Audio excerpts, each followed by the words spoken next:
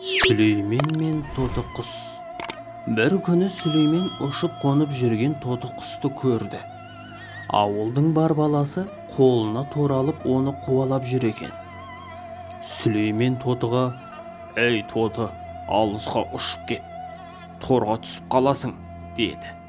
Тоты: «Қанаты барды қанаты жоқ қалай ұстайды? Балаларды мазақтап көңіл көтеріп жүрмін», деді. Ертесіне тоты торға түсіп қалыпты. Балалар оны ермек етіп ойнап жүр екен. Сүлеймен: «Тұтылып қалыпсың ғой», деді мысқылдап. Тоты: «Ей Сүлеймен, дүние алма кезек екен. Кеше далада, бүгін торда. Балалармен кеше мен ойнадым.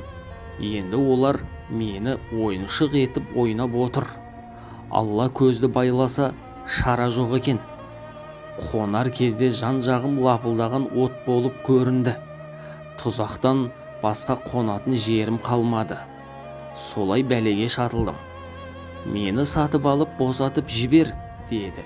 Сүлеймен: «Айтқан ақылды алмайтын астамшылға осы дауа. Көңілі асқақтаған ақымақ ақылды бар деп ойламайды», деген. «Кеше тал басында тым астамсып отыр едің, енді өзің босанып көр», деп тотыға қарайласпай кетуге айналды. Сонда тоты: «Сүлеймен, ұмыттың ба? Бір кездері сенің де көңілің тасыған.